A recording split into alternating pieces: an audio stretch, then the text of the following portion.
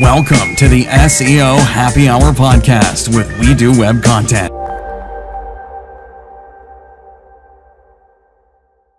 Good afternoon. Thank you all for joining us on this Friday for SEO Happy Hour. We're super stoked about today's content. Happy Veterans Day.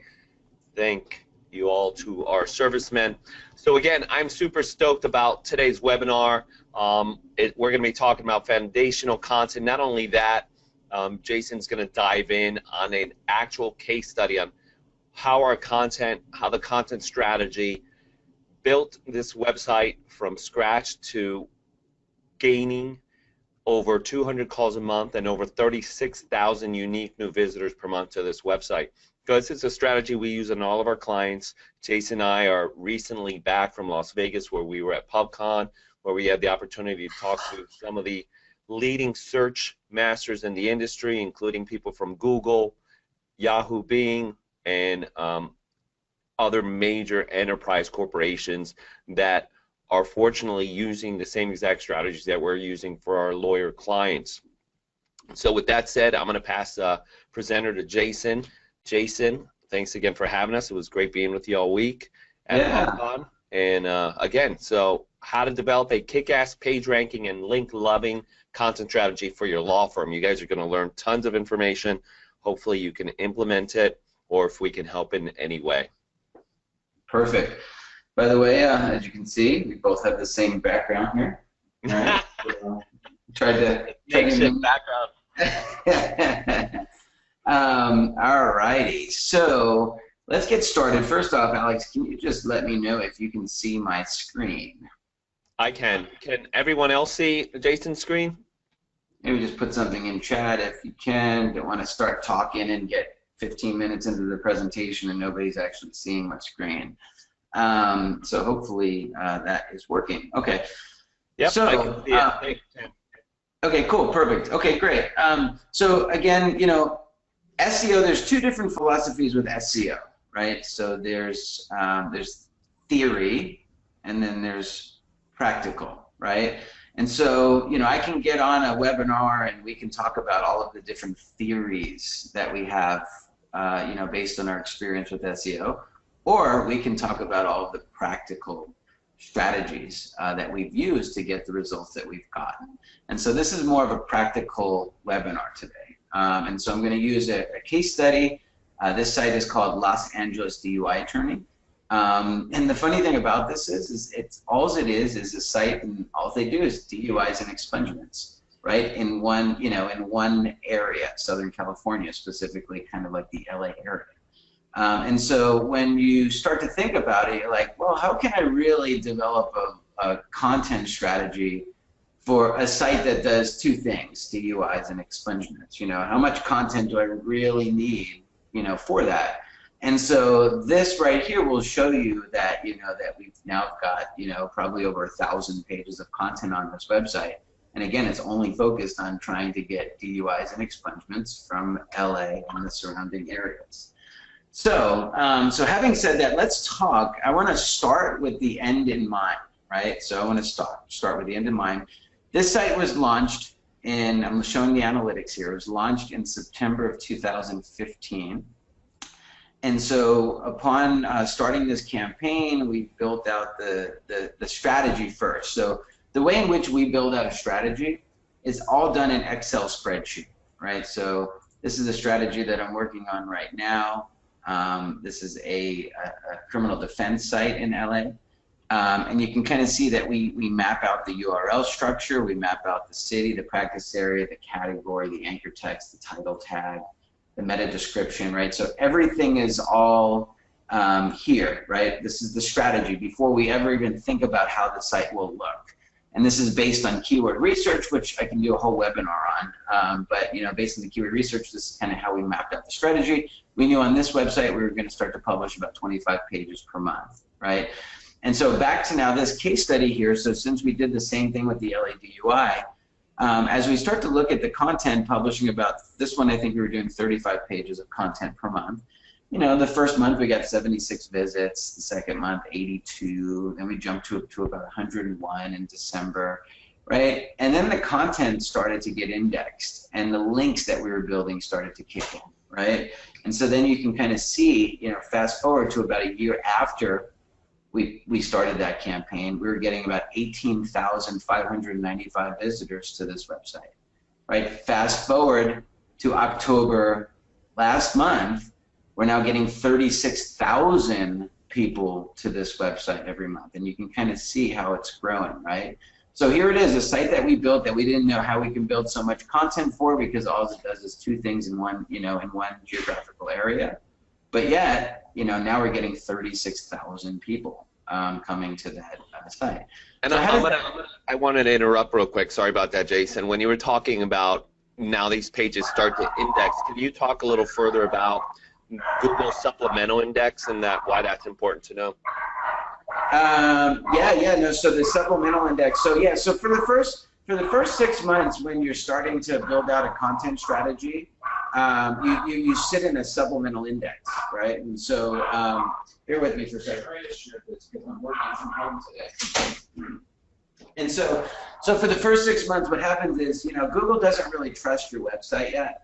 And so you sit in what is referred to as a supplemental index, right? And so the content that you're writing isn't really being shown yet because Google doesn't know whether or not they should actually trust you. And so that's typically what happens when you start to build a website, and that's why you see here for the first couple months we weren't really getting any traction at all. And so the things that get you out of a supplemental index is, you know, all of the trust signals, like some of the links that come in. It's like, all right, wow, this website's linking to, and okay, you know, this website's linking to, and you start to actually get, you know, all of these, you know, these credible links, and you continue to publish content. And so over time, you end up out of the supplemental index, and you start to get a lot of traffic. And so that's basically how that works. And so I wanted to kind of get over to my next point, though, is, you know, so more content, well, does that equal more phone calls, right? And so the answer is yes. And again, it's not theory. Again, here it is. It's practical, right? And so if I look at the amount of phone calls now that the site is getting, so when we first started this out, right, in September, we got no phone calls. In October, we got a total of 3 phone calls. In November, we got 4 phone calls. Then we got 6 phone calls, 5 phone calls. And then it started to grow, right? So you can kind of see the same correlation here. As the traffic grows, right, so does the phone calls, right? And so we use a service called Call Tracking Metrics to track phone calls, and now we're at the point where we're getting, you know, over 200 phone calls a month from this website.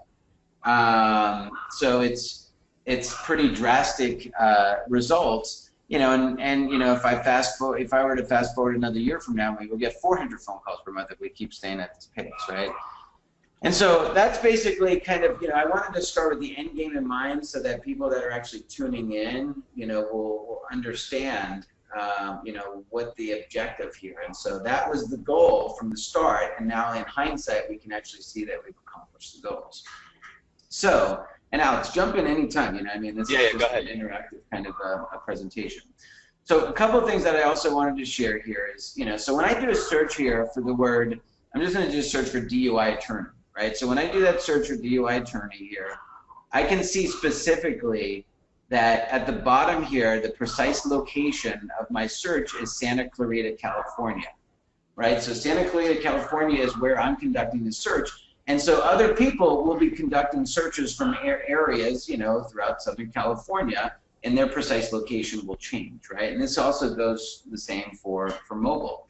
But you can see here that when I do a search for DUI attorney, nowhere in my search did I include any type of geo modifier, right? I didn't include Santa Clarita. I just searched for DUI attorney. And as I scroll down, you know, there's 3 local attorneys that are in the area that are probably within, you know, 2-mile radius of my home here. But, you know, here you go. You've got a Justia page that's optimized for Santa Clarita, right? You've got an Avo page that's optimized for Santa Clarita, a Yelp page. And then here's us, right? So we have 2 results in the first page for that word, just the word DUI attorney. And so when I do that search there, I can see specifically that, you know, the page that's ranking here, right, is the Santa Clarita page. Again, nowhere in my search query did I mention Santa Clarita. And then we also have our homepage that's ranking just because of the power that search of the site. And so, that's one of the reasons, why I wanted to kind of, and one other thing too is if I do a search for DUI attorney near me, which again is a very popular search query, again, we'll see the same thing, right? The Santa Clarita page right here, that's ranking. Again, nowhere in the search query did I do the term near Santa Clarita, right? It just recognizes it down here. And so part of our strategy here was to build out in areas we serve, right? It's not, we don't have offices in every single city in Los Angeles, but we do serve all of these different cities. And so this was part of the content strategy, is we built out content for every surrounding area. And so the content has to be unique, right? So like if I click on Calabasas, right, you can see here that it has Calabasas DUI lawyer, and the URL, it has Calabasas DUI lawyer in the H1 tag. Get a DUI attorney near me, right? So that's an H2 tag, so we can get the word near me in there. We're linking out to, places. So like if I click there, it takes you to the Calabasas Wikipedia page, right? So we're adding some of the local factors surrounding Calabasas. And so, the content is written in a unique format, right? Nowhere is this page the same on anywhere else on the website. It's not like we just took this page that was like Los Angeles and just kind of modified it for Calabasas and expect it to work. That just doesn't work, right? So every page has to be unique. And so when I start to do searches here, right? So DUI lawyer in Toluca Lake, right? Another area in California, right? There's the page that's ranking number 2, right? So it ranks number 2 for that term. But the catch here is, like I showed you earlier, if somebody just did a search for DUI lawyer and their precise location read Toluca Lake, they would still see the same result, right? Even though they didn't put in Toluca Lake, right? So a lot of people aren't necessarily going to type in Toluca Lake. I get that, but I'm showing you this just because, I'm not in Toluca Lake and I want to basically, pull the same result that somebody would get if they were doing that search. So that's just one example. DUI lawyer in Santa Monica, right? Same thing. There we are right there. DUI lawyer in Calabasas, home of the famous Kardashians, who probably will eventually get maybe a DUI here in the near future, maybe become a client. But again, DUI lawyer in Calabasas, right? So there's our page that's ranking for DUI lawyer in Calabasas. You can also see that we got the 5-star reviews. That's kind of a trick that we're using here with this website. None of the other law firms are using that. It's called schema markup. Even if I do the search for like best DUI lawyer in Beverly Hills, right, an affluent area. And so as I do that, here it is, right? There's our Beverly Hills page it's ranking. So, that's one part of the strategy that's driving a lot of visits, right? Because people are doing the searches from their local homes or their offices, and we've got pages that are optimized throughout all of Southern California. And I'm going to just jump in real quick. With this content that we're looking at, for instance, the page that Jason was mentioning, so those are the foundational pages that we're developing for a site. It all starts out with all the practice areas, sub-practice areas, and then we really start getting granular and start creating specific location pages for the markets that those attorneys are in. And then now we're redoing the sub-practice and the practice area pages. Again, all original content with detailed internal links and content specific to the market that they're in. So we're differentiating those pages and creating the design of the page so it has the usability, it has the information that somebody needs, because we're incorporating information that's directing them to some authority site like Wikipedia, and then we're also creating internal links to feed the user more resources for them to be able to go through and scan through the site. So there's strategy to absolutely every little thing that's done. All of this is done by design, which is why we want to show this webinar that it's a true content strategy, right? So for years, law firms and lawyers have been told, blogs, start putting content, but it has to be content with purpose. You want to make sure you're making an investment and getting a return on it. And Jason always puts it best: the more fishing poles you have in the water, the more opportunities you have to catch fish. And that's how we look at it with the content. If you're developing content for everything that you're in and all the markets that you're in, specific to the users and the cases that you want, you're eventually going to start getting the phone calls and the leads from it.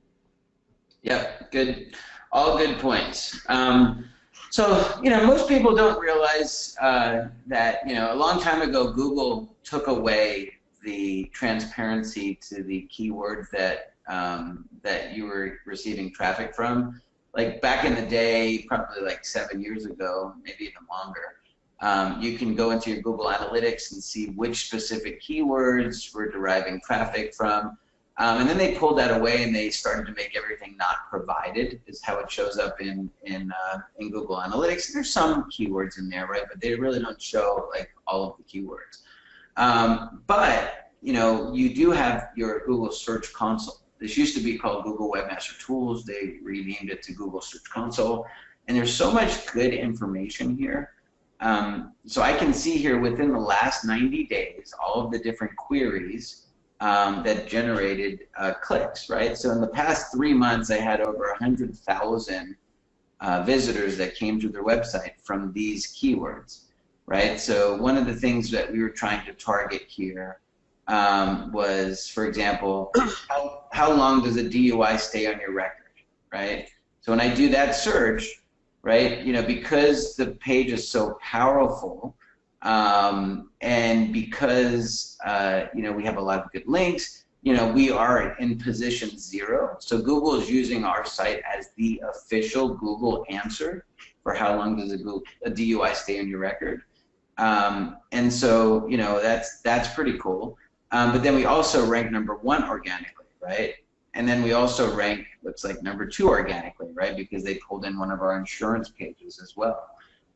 So, here we are for one search query, how long does a DUI stay in your record? And we rank in position 0, position 1, and then position 2. So that's pretty cool, right? And then so I can even look a little bit closer, right? And so I can see here, how long does a DUI stay on your record, right? Well, since that page has gone up, we received 23,600 people that visited that page. 23,600 people that visited that page since we built that page. And so you think like, wow, does 23,000 people really search for how long does a DUI stay in your record? And the answer is no, right? However, that page doesn't just rank for that one keyword. So using this tool right here called Ahrefs, I can see that that page ranks for that keyword, but it also ranks for 715 other keywords, right? And so here, California DUI record, DUI on your record, how long does this DUI stay on your record, right? So there's 750 iterations of keywords that are semantically related to that keyword. And then we rank in position 1, for a lot of it, right? So DUI stays on your record for how long? I mean, there's so many different ways that somebody might type that question in. And the cool thing about this tool is it actually shows you all of them, right? So that's one page that now has 715 opportunities to bring in traffic, right? So that's pretty cool. And then, when I go back to the Search Console, there's so many other pages that are like that. So one of the things that we thought of was, people, there's a lot of people that are trying to drive for Uber, right? Especially in big cities. And so when you apply for a job with Uber, they do a background check, right? And so if you ever had a DUI that's on your record, there's a good chance that you probably won't be able to drive for Uber, right? So, people here in California could get that DUI expunged, right? And so it's not like that in every single state. But because of that, we thought that we would leverage that opportunity because there's a lot of people saying, can you drive for Uber with a DUI? And so when I look at that search result, right, there we are. We rank #1 for that term. We're not in position 0, but we rank #1 for that term, right? And so it just goes on and on and on, right? So there's all these. Here goes a vehicle code. I'm going to talk a little bit about that strategy as well. but here's a vehicle code that we rank number 2 for. So, there's a lot of good data back here, and I highly encourage you to go into your Google Search Console. First of all, make sure that you have it set up, but then go into it, and then all you're going to do is click on Search Traffic, Search Analytics. You're going to change this to the last 90 days and look at all the queries, and you can see where you're getting all that traffic. But this would not be possible, right, if we didn't have a content strategy and if we were not publishing content. You cannot, like, if you have an SEO company that you're paying, I don't know, $1,000, $2,000, $10,000 per month, and there's no content strategy, well, you cannot expect to get more phone calls from your campaign. You cannot expect to get, more traffic from your campaign if there's no content strategy. I mean, it's just plain and simple. You really just need 3 things with SEO. You got to make sure that your site is clean of any technical errors so that Google can crawl it. You've got to publish content, an abundance of content. If I were to open up a law firm, I probably would be investing, in anywhere between 25 to 50 pages a month, because I know firsthand, what that traffic is going to do with what that site is going to do with regards to the traffic I'm going to get and the phone calls that I'm going to get. And this compounds. This becomes a virtual asset as compared to pay-per-click. Right? Exactly. I can do pay-per-click where I spend $10,000 a month. Let's just do the math here, right? So if I spend $10,000 per month, and let's say the average cost per click is about $150, right? I'm going to get 66 visits to my website for $10,000, right? 66 web people to my website for $10,000. And if you take into the fact that maybe 7% of those will actually turn into phone calls, and maybe 3% of maybe 20% of those people that actually call you turn into leads. My point here is that this is an asset that you're investing in. It's not a sunk cost like pay-per-click. Now, don't get me wrong. I highly encourage you to do pay-per-click as well, but you should be building your digital asset. And this is the bones behind your law firm. So again, just some of those case studies. I can go here and I can click on a lot of these. DUI under 21. There we are. Somebody gets a DUI under 21. They were ranking position 2. Actually, this is position 0. So we rank in position 1 and position 2 for that, right? So that's the other cool thing about having a lot of content is you start to get 2, 3 listings within the first page of Google for some of these type of terms too. So, I'm going to close out of this. How long does it? I'm going to close out of this here. While Jason's doing that, does anybody have any questions on what they've seen so far? Please jump in. This is an interactive, presentation. As we're waiting on maybe a couple questions, again, this is cool too, right? So, we can see here within the your analytics, the traffic showing up, and this is just for organic search, right? If I were to do it for, total traffic, this number would be much higher. I'm only looking at the traffic that we're getting in from organic search. And so then you can actually select the different landing pages that are generating more traffic. You can select, you can kind of curate this and mix and mingle the data any way you want. All right, so let's talk a little bit about AMP, right? And the reason why I want to do that is because I can see here that you see how it says AMP at the back of it? 13,000 people came to this page because it's an AMP page. So first of all, what is AMP and why should you care about it, right? Well, first of all, one reason why you should care about it is because it is driving traffic to the website. Again, here's 13,000 visits from this AMP page. And as I start to go down, we've got a lot more. Here's another one, 5,000 visits from this AMP page.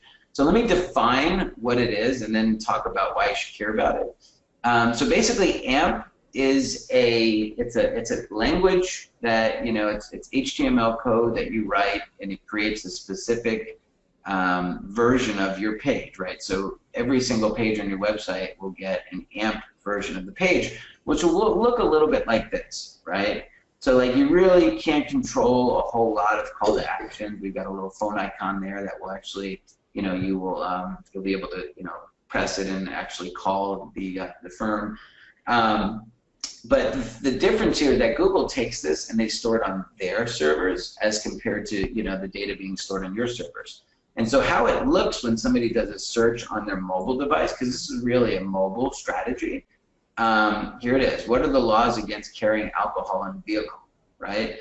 And so when I do this search right here, on mobile, Google is using our sites as, again, this the position 0. They're using the schema. But if you see here, you see that little lightning bolt. The reason why they use a lightning bolt is because they call it AMP, Accelerated Mobile Page Project, right? And so they want sites to load quickly. And so because this site is loading quickly, and because I'm one of the only law firms that does DUI that even knows what AMP is, we're starting to get a lot of traffic from this. Google wants to show more of these because they want it to become more prevalent so that other webmasters will start to build AMP technology so that the site just continues to get faster and the overall web continues to get faster. So that's why you should care about AMP, is because Google is, in some cases, is prioritizing those pages in the search results so that more people get used to seeing these lightning bolts and so that the site loads faster. And it's definitely important. I mean, like I mentioned earlier, we were at PubCon in Vegas, which is a digital marketing and SEO conference, and AMP is one of the major subjects of conversation and why you should be doing it. So it's not anything that, AMP is directly coming from the servers that Google is using, right, Jason? I mean, you would probably explain that technically, but we're a mobile responsive website, which what most of you should be having, is coming from your hosting server, and AMP is delivering the content directly from the Google servers. Is that right? That's correct. Yep, that is correct. They take it and they cache it in a different way, and so they're able. They don't have to go ping your server to get your. They don't have to call upon the data from your server to pull the actual extract the data to display. They just show it in real time because they have a cached version of the actual page because you built it to the specs that they require. So this is the difference, right? So this is what it looks like on desktop, right? And so this is going to look different on mobile, right? So I don't want to confuse things because this looks a little bit different on mobile. Hold on, let me just see here. All right, so this is what it looks like on mobile, right? So you've seen what it looks like on desktop. This is what it looks like on mobile, right? And then this is what it looks like on app, right? So there's really 3 different versions of every single page on your website if you're doing it correctly. So let me close out of this. I just want to talk a little bit about AMP because, again, it is driving traffic. Oh, but by the way, are those AMP pages converting? Well, yeah, AMP is red, right? So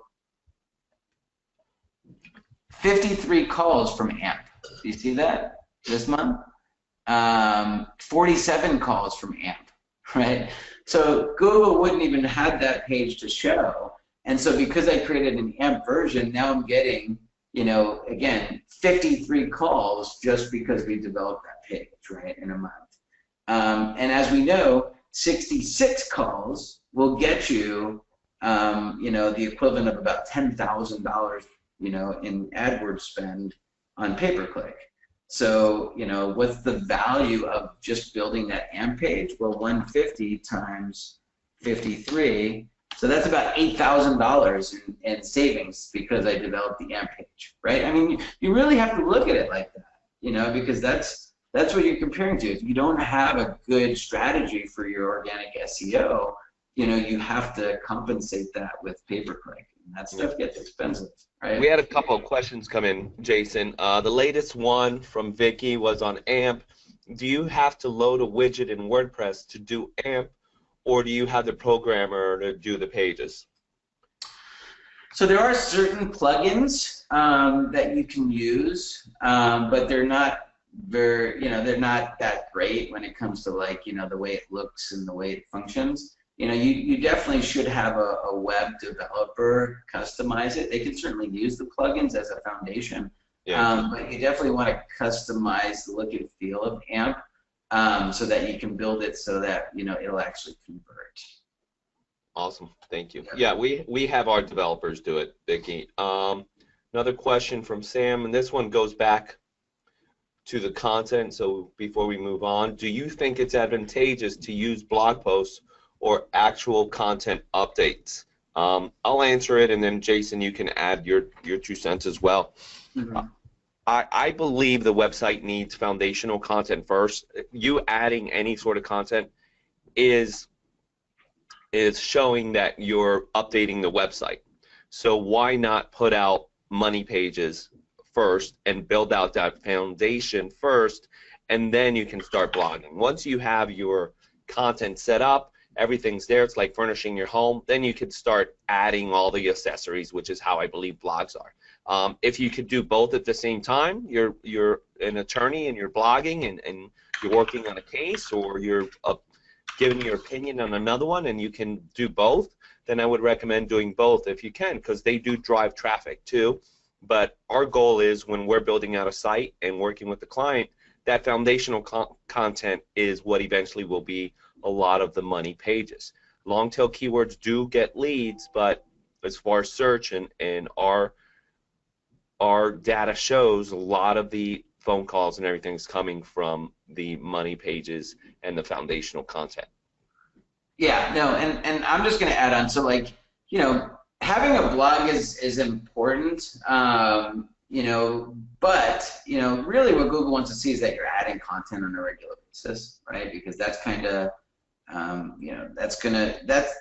thing you have to realize is that Google is financially incentivized, to reward you with better rankings if you publish more content, because it's more pages that they can serve ads around as people are doing searches, right?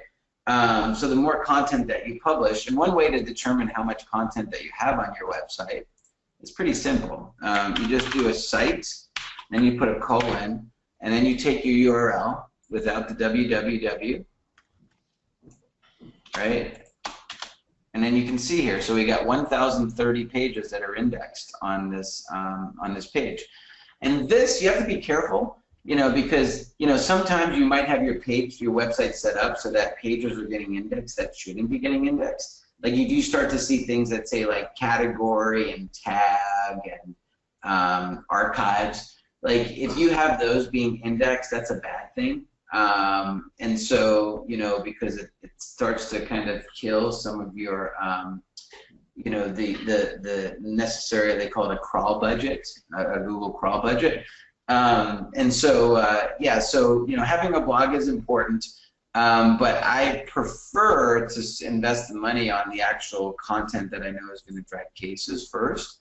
And so I'm going to get into the strategies for developing content, because I only showed one strategy so far, which is the areas we serve. I'm going to get into some of the other content strategies here in a second. But if you're looking for good, like, what should I be blogging about? Like, if you're looking for topics, one strategy would be to use BuzzFeed as like a seed to see what they're doing, because BuzzFeed they're very creative in getting, writing titles and creating content that will actually generate clicks and traffic. And so what I'm doing here is I'm just doing site:/BuzzFeed.com, and then I just put in the word DUI, right? And it's basically going to pull all the pages that have the word DUI in it, right? And so here, 10 reasons why you really, really, really don't want a DUI. That's a pretty cool page, right? Like, I would probably click on that and read that. And that's something that, will become shared, and, it could go viral, right? 32 celebrities who have been arrested for DUI. Another great link page, right? So, like, if I was going to build a content strategy, these aren't really FAQs. These are more blog content topics. And so this is the stuff that I would be using for ideas on what I should be blogging about. So, hopefully that makes sense. And you could put any different keyword in here. Personal injury, if you guys are injury attorneys, right? This toddler is obsessed with this local personal injury lawyer. That's the guy out of New Orleans. Yeah, that was funny. Mr. Bart. Where's Bart? Yeah. you know, how to choose a lawyer for personal injury case, 4 reasons you should hire, right? So there's all these different BuzzFeed, 7 of the strangest personal injury compensation claims. Again, these are all great. You know, the how-tos and stuff, I would group those into FAQ sections on your website and not so much make them blog posts. But, you know, anything where it says like a number or, you know, something else, those can be as blogs. We have 3 more questions and we'll move on because I know we have a lot of content to cover. So Michael asked, there's 3 versions of every page on your website. If you're doing it correctly, what is the 3rd? Well, it's kind of like a loaded question because really, if you're building out your website correctly, so there's when I say 3 different versions, right? Like the old school approach would be you have a desktop version, then you have an M.dot version of your website, which means like it's built specifically for mobile. That's outdated, right? Instead, what you really want to do is you want to combine those 2 pages. So you have a desktop version that's responsive, right? And that creates the mobile version of your page, right? So it kind of blends it together as compared to showing up as an M dot then your website, which is the old strategy. So if your site is responsive, I would say that the desktop page and the mobile page are the same, right? It's just, it's being shown differently, displayed differently on how people are searching. So the second page is the AMP version of your website, right? So if you're doing it right, you really have 2 different versions of your web page, every single page on your website. If you're still doing it the old school way and your website isn't really set up to be a responsive website, whereas you start to kind of take this and you know, when I say it's responsive, right? So if I take this down here and I start to stretch it, you see how it starts to get smaller and smaller and smaller, but it still kind of maintains the clarity of it. And if I start to get too small, then it turns into the mobile version of it, right? So that's a responsive website. And so if your website's doing this, then you don't have to worry about the, you know, the M.dot version. So that, I hope that answers your question. From Teresa, do you know of any lead builder company that creates AMP pages? I use those lead page companies sometimes, and I haven't seen it. It might be something that Lead Pages is working on, but I'm assuming you're asking because you are redirecting those pages through your WordPress website. Is that correct, Teresa? Yeah, okay, that's what I thought. I'm not sure. I checked with Lead Pages, but I think they might do it. If you're not using Infusionsoft or one of the other ones, what I'm going to be doing in the future with the new design of this site is we're going to be incorporating those dynamic lead pages within our own WordPress to avoid that external cost. So I hope that answers some of your question. And then from Vicky, when you do a major update on an old page, should you edit the published on date? Say that question again, Alex. When you do a major update on an old page, should you edit the published on date? So I'll jump in because I remember asking this question, and that was something I asked. You have a published on date. Yeah. I mean, unless it's a blog. I mean, if you know, I'll let you answer it in a second, Alex. But here's my thoughts on that. Like, you shouldn't have a date on the day in which it was published. Google will recognize, so like Google will recognize the date it was published based on the cache of that, and so you can see a cache by just clicking here, right, on any page result, and then you click cached, and then it'll show you the date that they last saw it right here, right? So it says November 10th. So like, I mean, I don't really see a reason to add a date unless it's things like blogs and, you know, and you want it to be relevant to like, oh yeah, that was a really old blog post, and, you know, so I'd say most of the content on your website shouldn't contain a date, but if it's a blog, then yeah, you could. And then I don't even see a reason why you should be going back and messing with those blog posts anyway. You know, I would be focusing more of your time and energy on creating new content. So that would be my advice. However, there are strategies that we use by creating microblogs on certain sites, which we can probably talk about in a whole nother webinar. But you know, that would be kind of like a different strategy altogether. So I'm with Jason. if it's a blog post, and here's something that I learned before, a blog post that's generating a good amount of traffic and it's a popular post and you want to make sure an update with new information, you can go in and add the new, like, update to the blog done on this date. It's not necessary, but I've seen people like Eric Inga and Mark Trappenhagen do it, but it's not necessary. If you're going to update a popular blog with new information, you can just say the updated version based on the date if you want to go ahead and add it. Yeah. Any other questions? Nope. All right, we'll move forward and jump in again. If you're listening and you have questions, jump in. Don't be shy. We'll address them as you have them. All right, so I want to talk a little bit about, again, part of the content strategy. And so if you do a search for just about anything on the web, I'm just pulling in Las Vegas because it's a good example. Alex and I were just in Las Vegas for PubCon. Alex was there when O.J. Simpson got kicked out of the Cosmopolitan Hotel. Serious story. I guess we can do a whole webinar on that too if we want. But yeah, he was there. It looks like he got banned. All thanks to you, Alex. The reason why I bring this up is because any search that I do, whether it's Las Vegas or what have you, you're always going to see this website, right? This little website, right? It's like a startup. Wikipedia, right? So you got this Las Vegas, right? And we click on it. What can we learn from looking at the content on this website, right? Well, one thing that we know is that this website ranks for pretty much everything. And case in point, right? Here's a hyperlink to Mojave Desert, right? So if I click on Mojave Desert, here's a page about Mojave Desert. Well, let me just check to see if Wikipedia might just happen to rank for Mojave Desert. What do you know? They rank #1, right? And it's not by chance. I mean, people at Wikipedia are very smart. They know the algorithm. They know what it takes. And that's why they have all of these internal links, right? These blue underlined links. Because what they're doing is they're taking PageRank, right? And they are passing PageRank and relevance signals to some of their own internal pages. Here's one for Utah. Same thing. If I were to take Utah and do a search for the word Utah,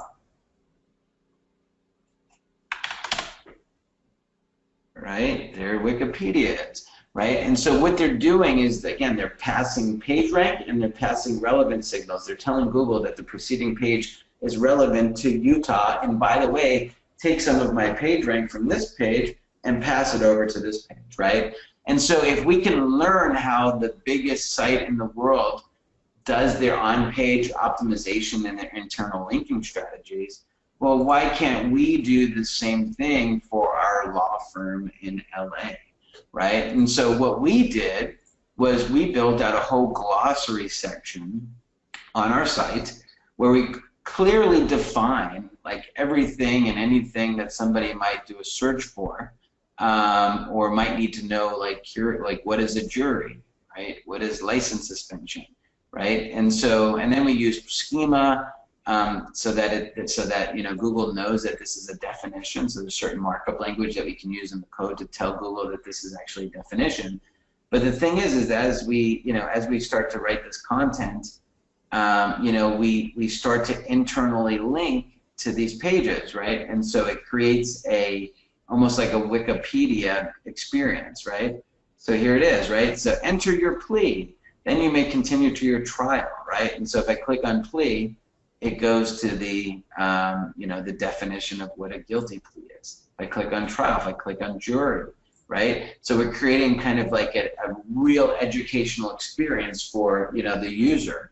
Again, and I can go back in here and I could probably spend a full year just fixing internal links so that there's more of those links. And that would be a very good project to do. I might actually do that. Here you go, jury pool. But it's a tedious type of a process. And so how does that look though, right? So like arraignment in a DUI case, right? So this is just one example. Well, here you go, arraignment in a DUI case, right? There it is. There's the page that's actually ranking for arraignment in a DUI case. So that's another strategy, is to start to kind of think about how you can incorporate like the Wikipedia approach to your content, right? So the more that you can become more of an educational resource as compared to just call to actions, call now, and a sales site, you know, the better Google is going to treat you, right? Because you're adding a lot of value to your site. Moving on here, other strategies that we used. So this is all of the different vehicle codes. So if somebody gets pulled over and they get cited for a DUI, but maybe they also got cited with a suspended license or whatever else that they were doing, you know, there's not a lot of room on those different citations, right? And so instead, they put the vehicle codes and they say you were charged with 20002A or whatever. And so a lot of times people don't even know what that means. Like, what am I being charged with? What is this? So what would they do, right? So they take that vehicle code. We'll use this one as an example. This is called wet reckless driving, right? And so they'll just take that number on the citation and they'll enter it into Google. And because we are smart enough to kind of approach that, now when they start to do searches for any vehicle code, we have pages that are actually indexed. So now they don't know what that vehicle code is. They're just curious to know, what am I even being charged with? And the site that they click on is a site that can represent them, right? Because they were charged with this vehicle code, right? And so now, because we're helping define what they were charged with, now they're going to feel comfortable with calling us, and maybe we can help them, you know, defend their case. So again, that's just another strategy that we used. I'll talk about another strategy. These are all the different, these are the DUI strategies that you can use for, you know, any type of case, whether it be felony DUI, plea bargains, DUI defense, right? Attacking the breath test, mouth alcohol, right? All of these, the sobriety test, you know. So if somebody got arrested for their 4th DUI, right? Well, we have pages. We know that that's a felony in the state of California, right? So here it is, 4th DUI. So here's the page, 4th DUI offense in California. What, you know, what are the consequences of a 4th DUI, right? We write a page, it's about 1,000 words. But if somebody does a Google search for 4th DUI offense, right? There we are, 4th DUI offense. We rank here, and then we also rank here, because we have 2 pages that are optimized for that. So, you know, there's so many different ways to drive traffic to a website. And here's just one example, right? This is a site that does 2 things, DUI and expungements in Southern California, specifically Los Angeles. And we've got 1,000 pages that are indexed, and we're getting 36,000 people just from organic search that coming to the site, generating over 200 phone calls a month. So when you start to think about it, well, if you're a personal injury lawyer, right, well, there's all these different practice areas. There's all these different geo areas that you could serve and you write content for. You know, there's nothing stopping you from building out a content strategy where you're publishing 50 pages a month. It just has to be smart. You just can't hire a writer and say, hey, I heard on this webinar that, you know, that we should be writing a lot of content. Do me a favor, go write 50 pages a month and publish it. I mean, you're setting yourself up for failure. Again, all of this is by design from the very start, right? We map all this out in a content strategy like this, and then we write the content because we know which keywords we're targeting, the amount of search volume there is for these keywords, and what we expect to get with phone calls from these keywords. So that's that, and then, you know, again, just for tracking purposes, then you can kind of go in and you can see, you know, all the different pages and how many keywords that they all rank for, right? And you can start to see where all the traffic is coming in at a keyword level. You know, a lot of people, again, focus so much in on, you know, how well is my site performing? And, you know, how many keywords do we rank for? It's not really that, you know, I mean, at the end of the day, you know, you should really more be concerned about, you know, is the traffic going up? Okay, great. How many phone calls are we getting? Okay, great. Everything's kind of going up. And so that's really the barometers. And so, again, if you're sitting there and you have an SEO company that's doing SEO and you're paying them thousands of dollars per month, you know, first of all, you want to make sure that you have these barometers. There's probably a lot of people that are on the webinar that don't even have call tracking in place. So you're just flying blind and you don't know what you're doing. So that's a problem. But more importantly, you really can't you can't point the finger at them and say, how come my traffic is not going up, and how come my phone calls are not going up? I'm paying you $5,000 a month. I'm paying you $10,000 a month, when they're not writing any content, because it's an impossibility. It's impossible for you to get more phone calls and more traffic without publishing more content month over month. And so that concludes the stuff that I wanted to talk about, and I think we're just a little bit over in time, but let's take some more questions if you got them. And while Alex is looking at the questions, I'm just going to pull this up here. All right. So this right here is our contact information. I'm Jason at We Do Web Content. That's Alex at We Do Web Content. There's the office phone number. I'd be happy to hop on a private one-on-one call with any of you that's on this call or listening to this call, this webinar, and we can kind of talk about like what we see as it relates to your site now. What are some of the technical problems? What traffic are you getting? We can do a preliminary audit on your website. So either give me or Alex an email, and we can set that up for you. We'd be happy to do that.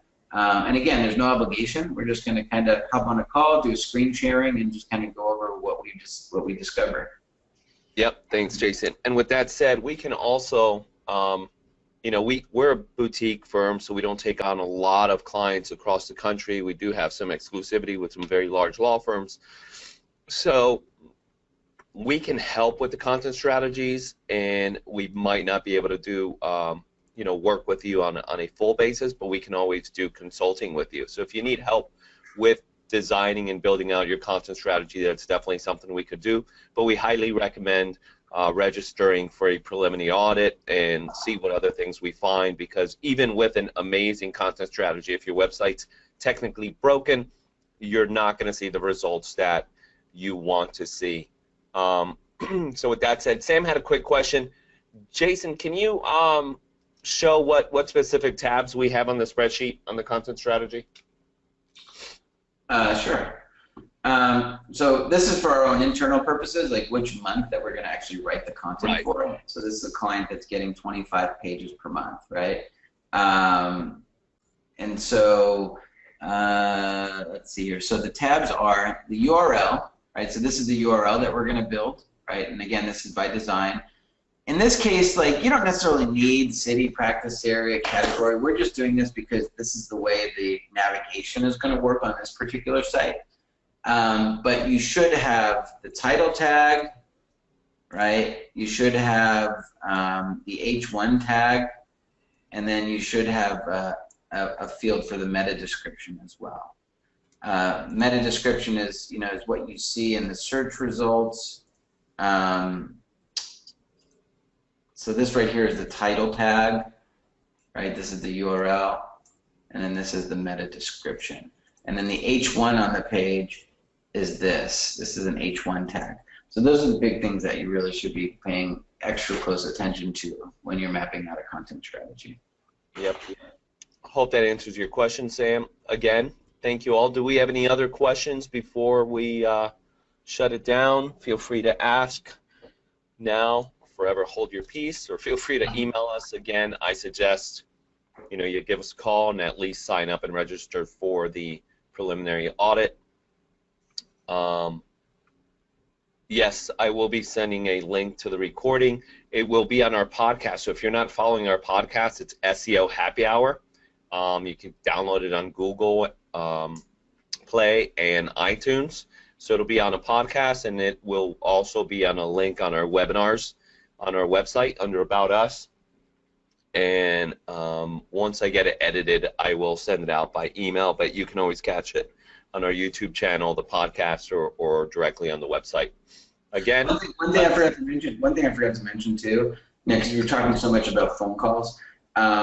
This doesn't. I didn't even include all the leads that we get from chat and all the leads that we get from the contact submissions as well. I mean, so like we got 200 phone calls, but we probably get anywhere from between 150 to 200 chats and leads as well. I mean, on any given month, this site could generate anywhere from 350 to 500 you know, I guess we can call them leads, right? So it's pretty impressive. I mean, it really starts to grow, and not all leads obviously turn into profit, but the more leads that you can get, you know, the more revenue that your firm makes. So, yeah. Yeah, and again, just like attorneys or businesses, we appreciate any feedback. Google review would be awesome.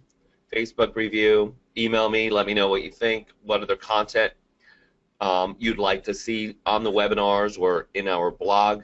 And you know, again, thank you so much for taking the time today. I know it's probably a day off for a lot of you, so we had a good crowd today, and I appreciate your time. Again, I will be sending it out eventually, probably in the next couple weeks, but you should be able to find it on YouTube or on our podcast. Make sure you check that out. That way you can listen to it at any time. All right. Appreciate you guys. Have a great weekend, and we'll see you on the next one. Thank you.